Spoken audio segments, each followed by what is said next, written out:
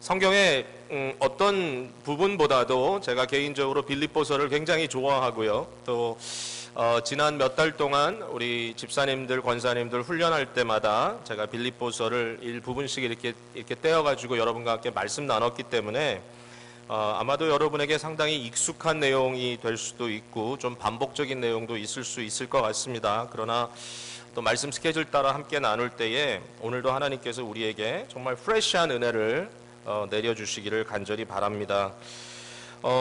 빌립보서의 가장 이제 중요한 그 핵심은 결국 모든 사실 서신들 속에 또 복음서에 나타나 있는 내용이지만 예수 그리스도가 우리의 삶에 있어서 그분이 주인이시고 그분이 왕이시다라고 하는 것을 계속 강조하고 있습니다.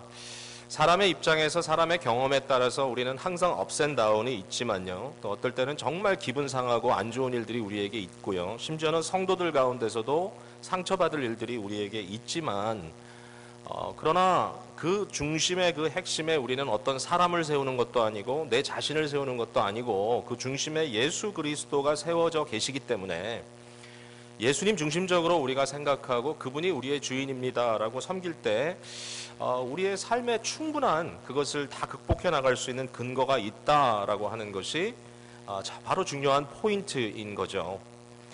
여러분, 우리에게 주인이 있다는 사실, 또 우리에게는 하나님의 나라가 있고 그 나라의 왕이신 그분이 계시고 그분의 다스림 안에 우리가 산다는 사실, 그리고 그분은 어느 누구보다도 우리를 더 사랑하시는 분이시고 그분은 모든 것에 있어서 정말 가장 선한 길로 모든 것이 합하여 협력하여 선을 이루도록 끌고 가시는 분이다라고 하는 것을 저희들이 믿으면 우리 삶 속에 정말 낙심할 수밖에 없고 정말 어려운 것처럼 보이는 상황이라 할지라도 놀랍게 이겨나갈 힘을 주시는 것을 저희들이 경험한다는 것입니다.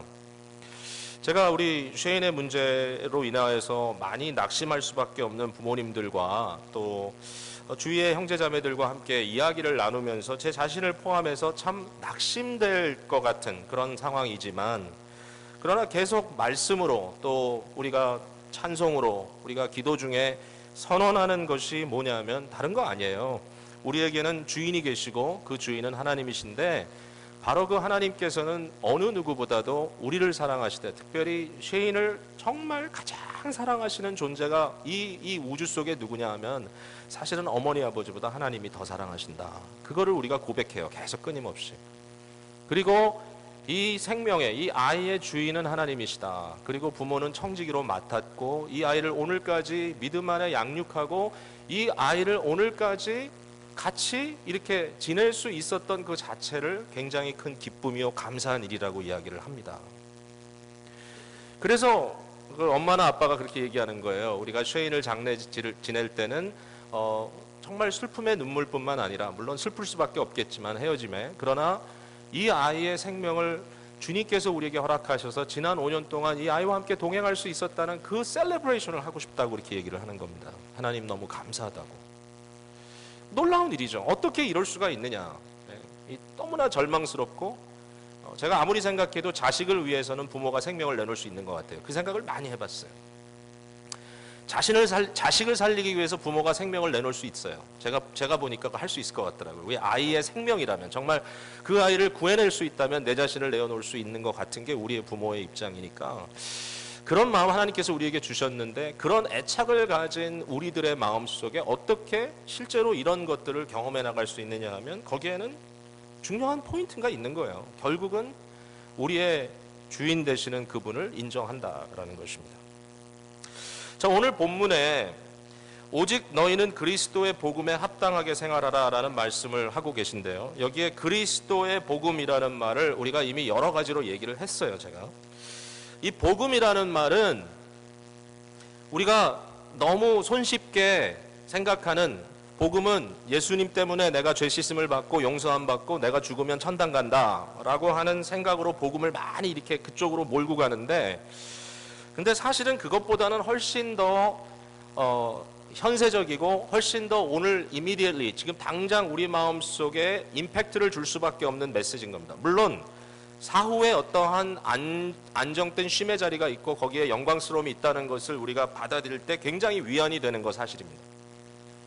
그러나 제가 복잡한 설명 또다시 드릴 수 없는 거 아마 여러분 대부분 다 이해할 거라고 생각하고요. 그러나 사실상 사후에 내가 이 세상 생명을 다한 이후에 어떤 템포러리 장소로서 우리의 부활의 육체가 있기 전에 내가 천당이라고 하는 우리가 일반적으로 부르는 그곳에 있을 수 있다는 것보다 더 큰 감사와 위안은 뭐냐면은 현재 이미 우리가 하나님의 나라라고 하는 좀 더 포괄적이고 구체적인 현실 속에 우리가 들어와 있다라는 거예요. 우리가 이미 하나님의 백성이 됐다라는 거예요. 바로 그 얘기예요.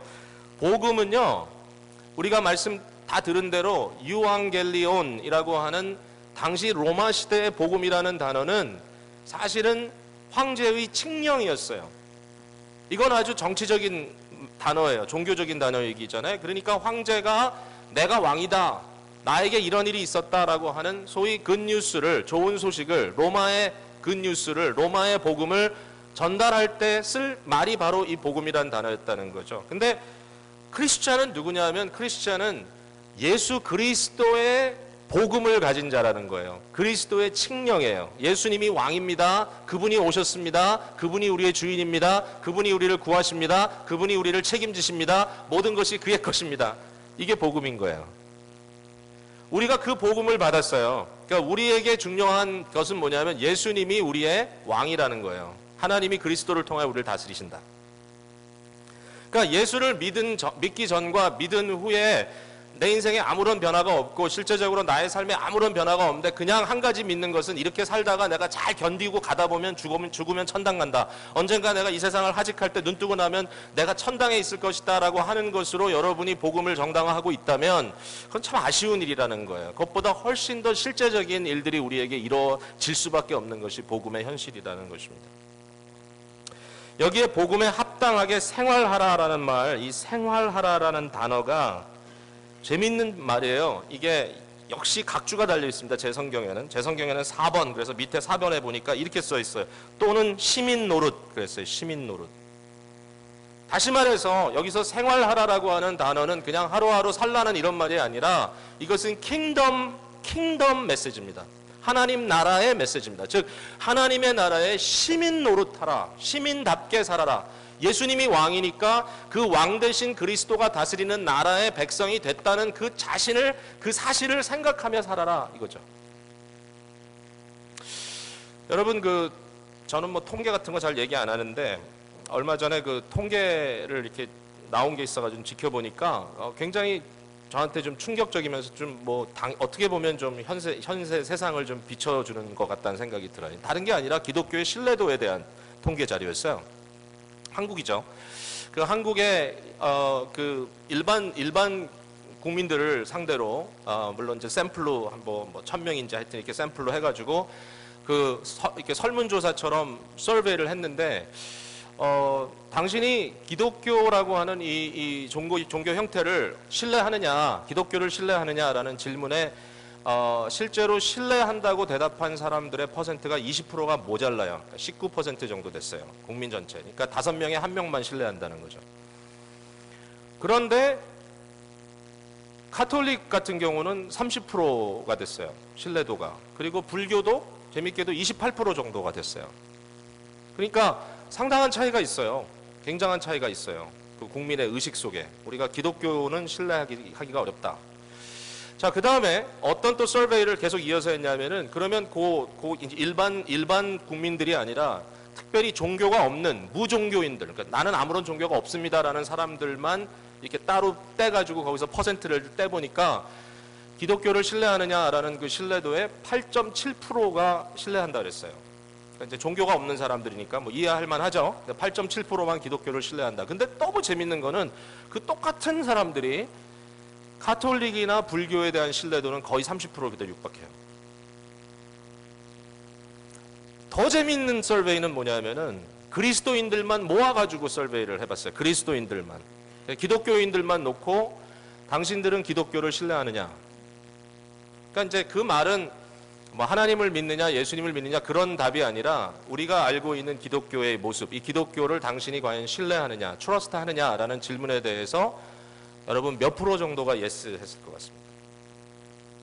이때 뭐 10%, 20% 하면 안 됩니다. 여러분 그건 너무 비참한 거고요. 그거보단 좀 더 돼요. 근데 실제로 보니까 47%가 신뢰한다고 썼어요. 근데 이건 충격이에요. 이 말은 뭐냐면 크리스찬들도 크리스찬들을 믿지 않는다는 거예요. 이게 정말 사실이라면요, 여러분 크리스찬들끼리는 비즈니스 하면 안 됩니다. 네. 사기 당할 가능성이 높아요. 크리스찬들끼리는 결혼도 하면 안 돼요. 네, 믿을 수가 없어요. 어떻게 믿어요? 반이 안 믿는데.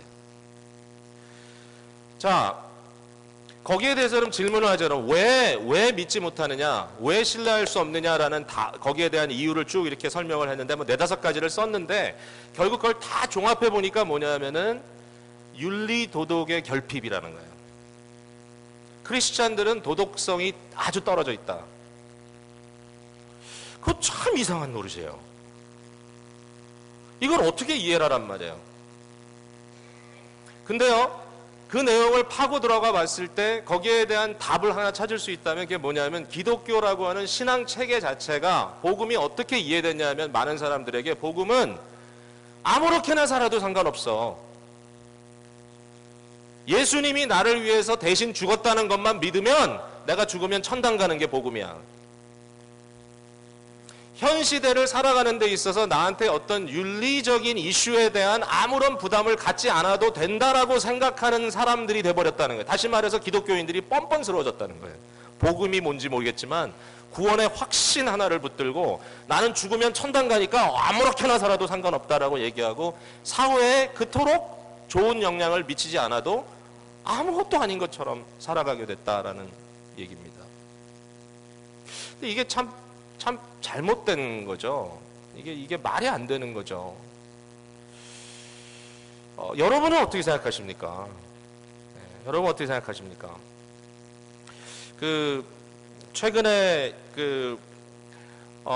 목사님들도 상당히 사회에 이제 여러 가지 이제 무리가 되는 일들을 자꾸 이렇게 일으키셨어요. 그러니까 이제 그런 면에서 같이 목사가 된 사람으로서 나는 아니다라고 얘기하기는 참 어렵다는 느낌이 들어요. 결국 다 회개해야 될 문제다. 근데 목사님들이 한참 또 막 그러시더니 요새는 또 장로님들이 또 아주 사회에 무리들을 좀 일으키시는데 최근에 어떤 무기 거래를 해서 돈을 많이 버신 장로님 한 분이 아마 내막은 그런 것 같아요. 보니까 그분이 소속돼 있는 교회 장로님인데 그 교회에 건축을 하는데 교회 건축을 하는데 아마 이분이 대부분 그 건축비를 자기가 대가지고 교회를 건축한 것 같아요. 예, 비모 교회라고 있어요, 한국에. 근데 이 교회의 그 목사님은 젊은 분인데 미주에서 목회를 하다가 이제 가신 분이라는 거예요.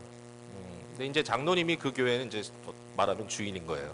그래서 이분이 예배당을 져준 것까지는 좋은데 그 예배당 안에다가 자기 개인 사무실을 열었고 나중에 보니까 그 개인 사무실 아래 비밀 금고가 있고 그 안에 여러 가지 비리의 자료들이 들어가 있었다. 요새 최근에 일어난 일입니다. 그래서 교회를 다 뒤졌습니다. 검찰들이 들어와서.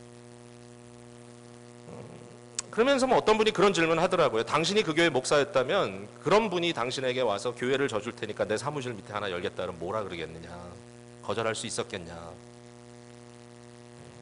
사실은 이거는 어떻게 보면 교인의식, 시민의식인데요. 이제 결국 자기 중심으로 이렇게 하는 것에 대해서 어떤 꺼리낌을 갖지 않는다라는 문제죠.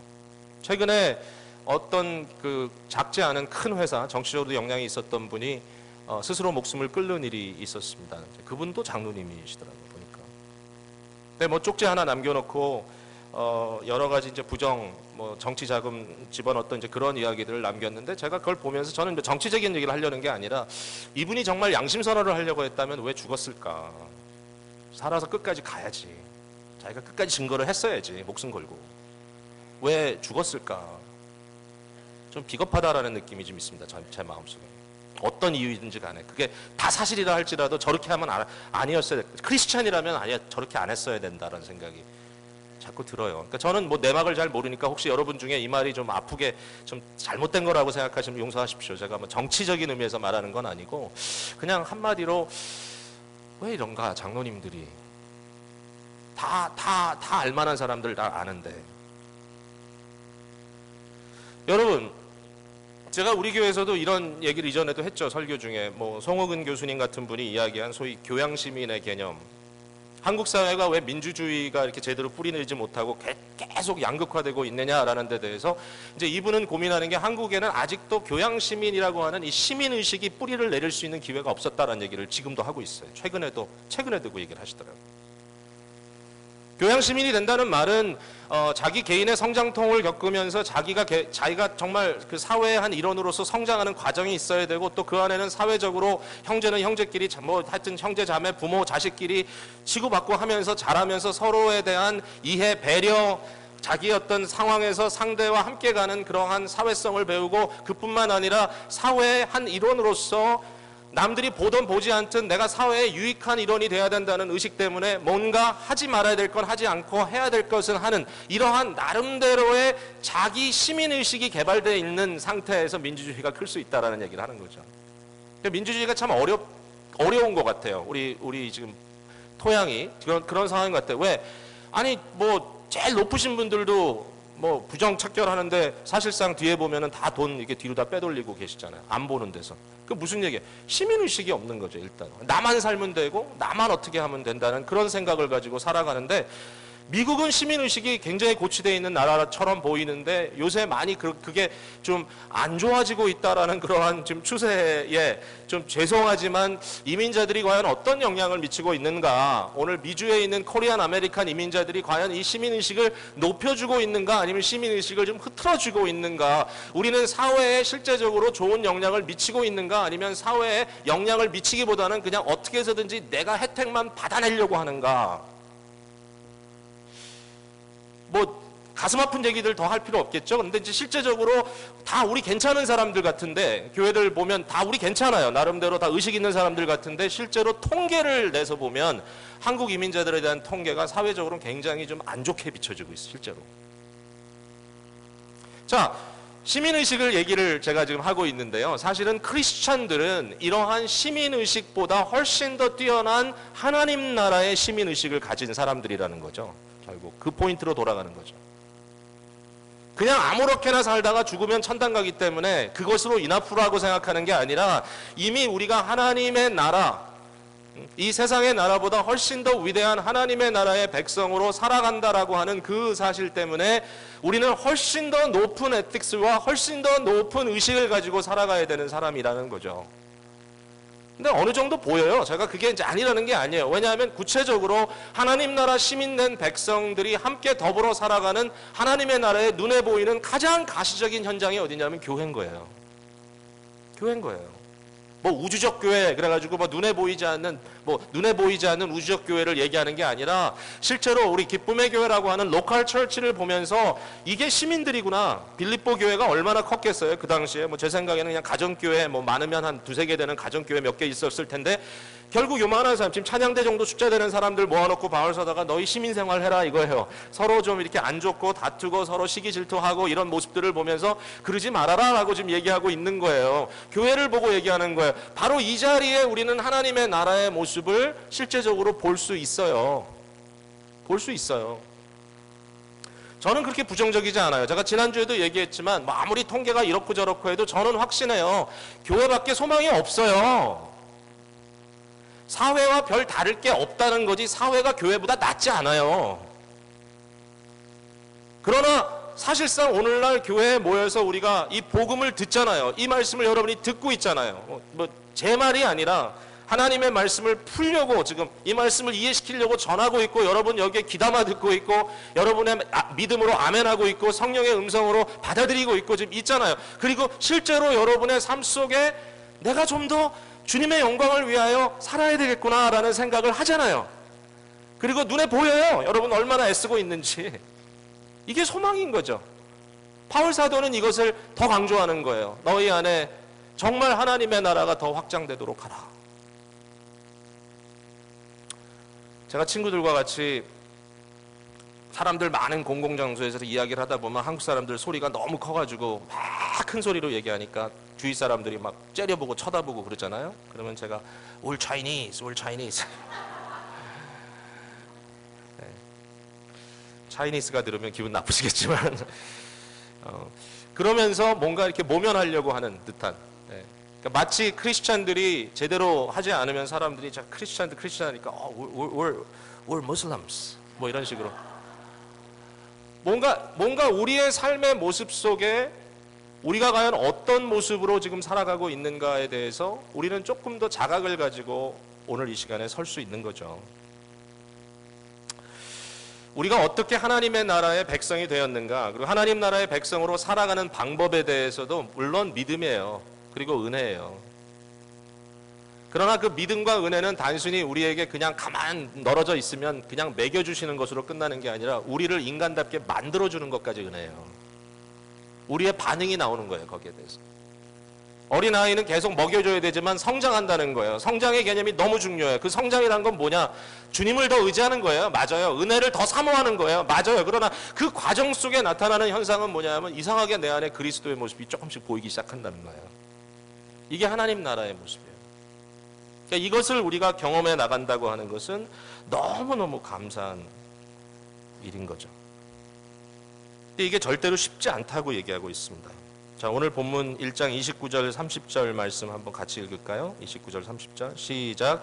그리스도를 위하여 너희에게 은혜를 주신 것은 다만 그를 믿을 뿐 아니라 또한 그를 위하여 고난도 받게 하려 하심이라. 너희에게도 그와 같은 싸움이 있으니 너희가 내 안에서 본 바요 이제도 내 안에서 듣는 바니라. 자, 여기에 이제 키워드들이 나오죠. 고난이라는 말, 싸움이라는 말. 여러분, 성도의 삶이라는 것은 절대로 쉽진 않다는 거죠. 너희가 오직 그를 믿는 은혜만 받은 것이 아니라 너희가 주를 위하여 고난도 받을 은혜를 받았다는 거예요. 은혜 속에 고난이 포함되어 있다는 거예요. 누구를 위한 고난? 주를 위한 고난. 내가 잘못해서 매맞는 게 아니라 내가 주님을 위하여 하는 일 때문에 내가 힘든 거. 그건 어떤 것이겠어요? 용서하기 위한 싸움이죠. 내가 오해를 받고 사람들로 하여금 내가 지금 치고 있다고 할지라도 그것을 내가 내 성격대로 내 혈기대로 해결하지 않고 그것을 내가 복음적으로 그리스도 중심적으로 해결하려고 하는 애씀 아니겠습니까? 이것이 싸움인 거죠. 이와 같은 싸움이 너에게 있다. 나에게도 있다. 결국 성도는 하나님 나라의 백성으로 하나님 나라 시민답게 살아가기 위한 싸움을 싸우기 위하여 부름받았다는 거예요. 현세에서는. 왜냐하면 이게 다 지금 다 싸움이 끝난 게 아니니까요. 자, 여기에 대해서 두 가지의 싸움의 내용을 지금 말씀해 주시는데요. 첫 번째는 뭐냐면 27절에 다시 돌아가서 중간부터 이는 내가 너희에게 가보나 떠나 있으나 너희가 한 마음으로 서서 한 뜻으로 복음의 신앙을 위하여 협력하는 것. 그러니까 첫 번째 우리가 싸워야 될 하나님 나라의 시민답게 살아가는 싸움은 뭐냐면 협력하는 싸움이에요. 협력하는 싸움. 이게 말이 안 된 것 같죠. 아니, 협력이면 협력이지 왜 또 싸움이냐. 왜냐하면 내 자신과의 싸움이에요. 또 서로의 모난 부분들과의 싸움이고요. 결국 교회라고 하는 것은 내부적으로 서로 하나님의 나라로서 협력해 나가는 것이 교회의 모습이다. 그러면서 여기에 한 마음으로 한 마음. 이 한 마음이 무슨 마음일까? 여러분, 교회가 평안하기 위해서는 교회의 리더 중심으로 한 마음이 되는 것이 중요하다고 얘기합니다. 그래서 이 목사가 좀 보이스가 강한 우리 교회처럼 담임 목사 개척했다 그러면 뭐 그래 뭐 할 수 없지 뭐 이러고 따라오는 이런 교회가 비교적 평안하다라고 얘기를 합니다. 그러니까 여기에 한 마음은 누구 마음이에요? 목사 마음? 이럴 때 아멘이 나오지 않는 게 우리 교회 특징이죠. 아닙니다. 예. 목회자의 마음보다 더 중요한 것은 사실은 바울 사도가 빌립보 교회 개척 목사입니다. 근데 그분이 내 마음으로 하나 되라고 얘기하지 않습니다. 물론 누구를 내가 닮는 것처럼 너희가 나를 닮아라라고 얘기하지만 더 중요한 건 그 누구입니다. 그러면서 2장 5절에 분명히 집어내고 있어요. 우리가 읽지 않았던 그 부분 2장 5절 같이 읽어봅니다. 시작. 너희 안에 이 마음을 품으라 곧 그리스도 예수의 마음이니. 예수님이 주인이니까 예수님이 왕이시니까 예수 그리스도의 마음으로 한 마음이 되는 것이 교회가 하나 되는 것이다 라고 얘기를 합니다. 같은 목적을 위하여, 복음의 신앙을 위하여. 다시 이 말씀을 풀어 나가면 복음이라는 말은 예수님이 왕이란 말이니까 예수님이 왕 되심을 믿는 신앙의 하나됨을 위하여 너희들이 정말 협력해라. 이 어느 누구도 우리 가운데 어느 한 사람이 중심이 되는 것이 아니라, 사실은 물론 질서는 있어야 되겠고 교회 리더십은 필요하지만, 그러나 그것보다도 우리가 노력하는 것은 내가 한 말을 더하기 때문에 의미가 있는 게 아니라 예수 그리스도가 왕이라고 하는 믿음에 더 익숙한 사람들로 하나가 되기 위해서 협력하는 문제다. 이게 교회의 싸움이라는 거죠.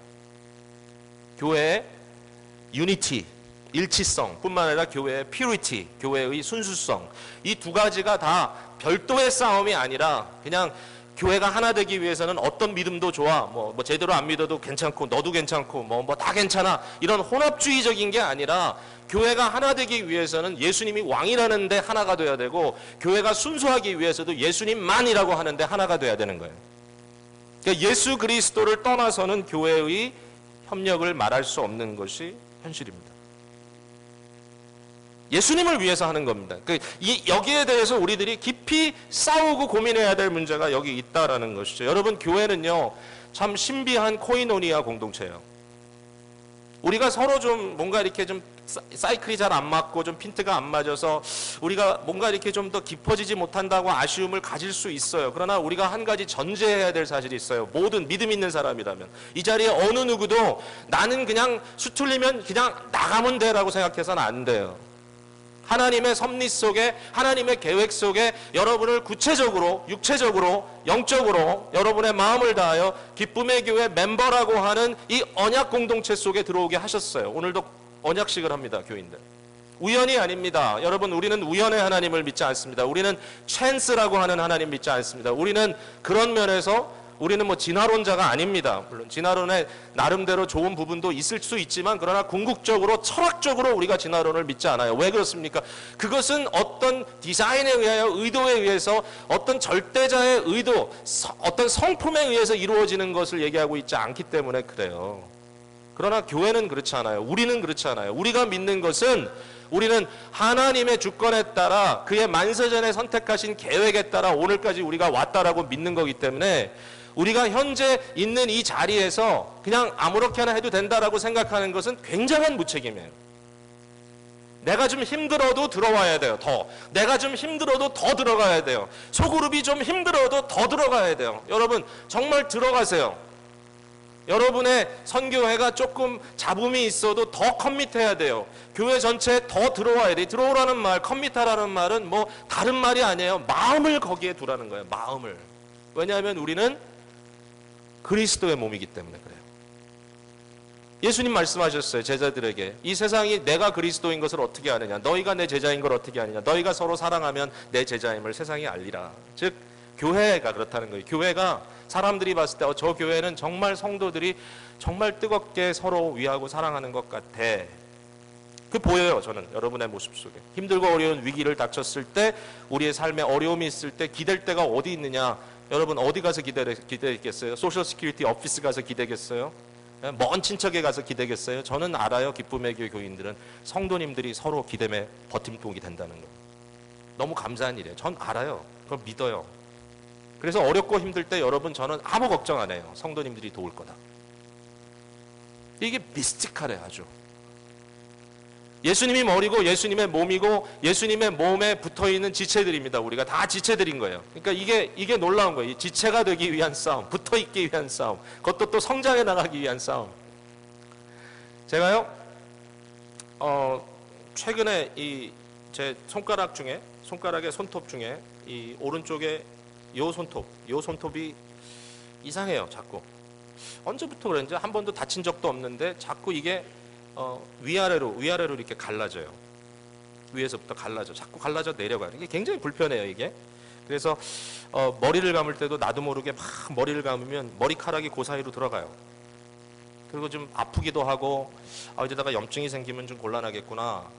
이게 자꾸 이렇게 손톱 하나가 그렇게 돼요. 그래서 고민하다가 손톱 의사가 누구지? 그러다 이제 제가 깨닫게 된 게, 우리 교회 네일 하시는 분 많으시구나. 그래서 네일 전문인 프로페셔널에게 제가 찾아가서 상담을 했더니 이거는 참 고치기 힘들다고 완전 의사시더라고요. 이렇게 하셔가지고 제가 요새는 예쁘게 이렇게 매니큐어를 이렇게 투명한 걸로 발라가지고 이틀에 한 번씩 이렇게 다 이렇게 보호를 해주니까 이제 끝부분만 약간 남고 살아서 이렇게 올라오고 있어요. 근데 요거 별거잖아요. 별거 아니잖아요. 요 손톱 하나. 요 손톱 하나에 금 같다는 이유 때문에 내가 크게 불편한 거예요. 막 그냥 자꾸 신경이 가고 뭐 하다 보면 깜짝 놀래고. 근데 예수 그리스도의 이 놀라운 비밀스러운 이 영광스러운 몸의 일체가 됐고 저와 여러분이 거기에 좀 들어와 있다는 거예요. 그러니까 남의 일 생각할 수가 없는 거예요. 남일 같지가 않아요. 예? 뭐 우리 교회에서 장례 치르면 특별히 우리 교회 교인들은 장례 때 많이 오세요, 사람들이. 그 사람들 생각에 그 실제로 그 상주들 이런 사람들이 얼마나 올까요? 뭐 이만큼은 올 겁니다. 어유 그렇게 많이요? 네, 올 겁니다. 와요. 어떤 분들은 잘 모르는데 이럴 수도 있어요. 그러나 와서 위로하고 손잡아주고 부조도 해주고 그러면서 정말 I am with you. 당신은 우리 교회 일원입니다 라고 하니까 그런 분들이 어떨 때는 교회 생활 오래같이 안 하신 분들도 이런 위기를 당했을 때 아무도 나를 위로해 주지 않을 줄 알았는데 교회가 이렇게 좋은 건지 몰랐어요. 저 수도 없이 듣는 얘기예요, 요새. 얼마나 감사해요. 교회예요, 이게. 근데 이것이 절대로 싸움이 없인 되지 않아요. 어떤 싸움? 내 자신의 개인주의적인 내 자신의 나에게 내가 수틀어지면 아무것도 아니다라고 생각하는 자기중심적인 생각과의 싸움. 이것이 계속 진행되어야 된다. 자, 시간이 좀 지났으니까 그 다음 포인트만 말씀드리고 말씀 맺을게요. 그럼 뭐냐면 그 다음은 뭐냐면 이제 안으로는 우리가 서로 화합하는 거고 세상에 대해서는 28절에 무슨 일이든지 대적하는 자들 때문에 두려워하지 아니하는 이 일을 듣고자 합니다. 이것이 그들에게는 멸망의 증거여 너에게는 구원의 증거니 이는 하나님으로부터 난 것이다. 이게 무슨 얘기인가 하면 이런 상상을 한번 해보세요. 여러분 지금 전쟁을 치르는데요. 우리 아군들이 있어요. 그리고 아군의 맨 앞에는 이제 옛날식 전쟁이에요. 거기에는 이제 왕이 장수가 앞에서 말을 타고 깃발을 들고 앞에 갑니다. 이제 그분이 우리 주님이신데 저쪽에 보니까 적군들이 쭉 진을 치고 있어요. 그러니까 우리는 지금 이쪽에 서가지고 이 전쟁을 치러야 돼요. 지금 전쟁을 치르는 상황, 영적 전쟁을. 근데 이때에 굉장히 중요한 건 뭐냐면 우리 아군끼리 전우애를 갖는 거예요. 이 같은 군인들끼리니까 우리가 정말 서로 사랑하고 막 넘어지면 우리가 부추겨주고 해야 돼요. 근데 그뿐만 아니라 중요한 건 뭐냐면은 적군 앞에서 담대해야 돼요. 담대해야 돼. 그러니까 우리가 용감하고 담대한 모습을 보여줬을 때 적군은 그걸 보고 뭐라고 하냐면 그들에게는 멸망의 증거라 그랬어요. 그들은 그러면은 이제 우리가 지겠네. 반면에 우리에게는 구원의 증거예요. 우리가 예수 그리스도를 믿음으로 구원받았고 우리는 하나님 백성이 됐다는 걸 증명하는 굉장히 중요한 게 뭐냐면은 우리가 서로 사랑하는 것도 있지만 뿐만 아니라 이 세상 대적 앞에 우리가 담대한 거예요. 세상이 두려워하는 것을 두려워하지 아니하고 세상의 가치 앞에 무너지지 아니하고 도리어 당당하게 내가 멱살 잡히지 않고 세상의 가치를 도리어 멱살 잡는. 우리가 알잖아요. 이 싸움은 혈과 육의 싸움 아니죠. 다른 사람들과의 싸움이 아니죠. 네? 뭐 그런 싸움이 아니죠. 이것은 뭐죠? 어두움의 세력과 권세들에 대한 싸움이죠. 이러한 싸움이 지금 어디서 벌어지고 있나요? 정말 좀 전에 말씀드린 것처럼 아군과 적군 사이에 쫙 선이 거 있고 우리는 여기만 있고 적군은 저쪽에만 있나요? 아니요. 어두움의 세력이 머리가 너무 좋아요. 사탄이 상당히 아주 교모해요. 에덴 동산 안으로 들어왔던 뱀이 하나님의 말씀을 거역하라고 부추겼던 것처럼 오늘도 교회 안에 끊임없이 들어오려고 하는 세속적인 생각들이 있어요. 교회답지 않은 생각. 결국은 세상에서 대접받는 사람들이 교회에서도 대접받는다. 아까 얘기한 것처럼 돈 있는 사람이 돈질하면 거기에 아무도 꼼짝 못한다. 그냥 세상적으로 명예 있고 힘 있는 사람들이 최고다.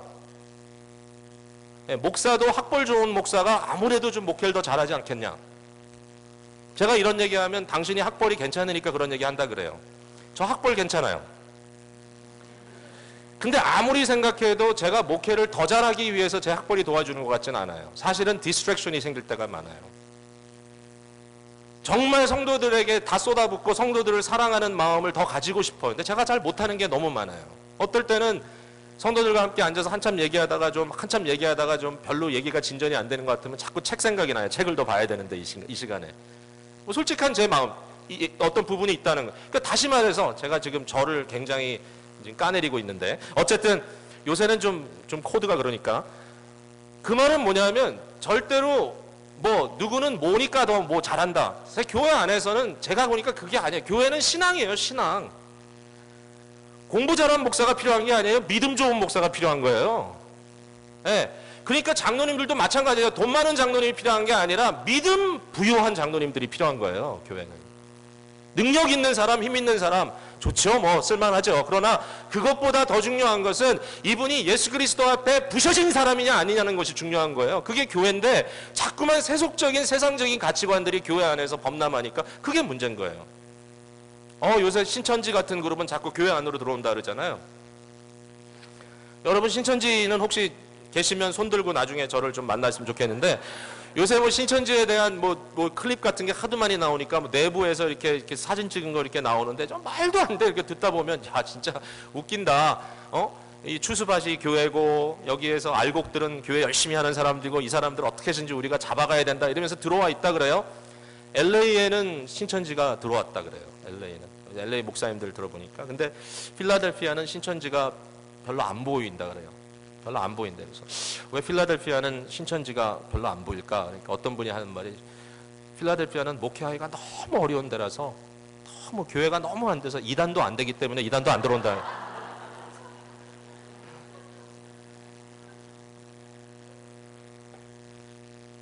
근데 사실은 신천지도 사실 어이없는 이런 어이없는 이단들의 이 어이없는 일들로 사람들을 갉아먹으려고 하지만 사실 잘못된 신앙, 하나님 중심적이보다 자꾸만 센세이셔널리스트한 그러한 이상한 신앙 형태로 사람들을 갉아먹는 것도 굉장히 심각한 문제지만 사실은 우리 눈에 뻔히 보이는 이 세속적인 가치관들이 교회 안에 들어와 있는 것이 더 두려운 거예요, 사실은.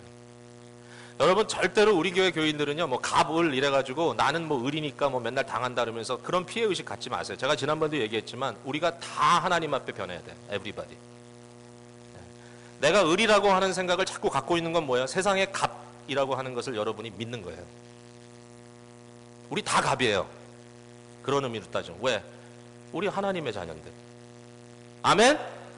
그러니까 우리는 이 신앙 안에서 우리가 가지고 있는 믿음의 이 부요함에 감격하고 그것으로 인하여 자신감을 갖고 살아가는 사람들이어야지 어떤 의미에서든지 우리가 세상의 가치관 속에 그것에 넘어지고 있다면 오늘 말씀이 말하고 있는 하나님의 나라의 시민답게 살아가는 모습이 아닌 거예요. 그러니까 당당해야 돼, 그리스도인들. 무엇으로? 예수님 보고. 예수님이 어땠다고요? 너무 당당하게 십자가까지 가셨어요. 근데 하나님이 그를 가장 높이셨어요. 그리스도 안에 우리가 숨겨져 있고 우리는 그리스도와 하나 된 그리스도의 몸이에요. 믿음으로 승리하시는 여러분 되시기를 주님의 이름으로 부탁을 드립니다. 기도하겠습니다. 사랑의 아버지 하나님,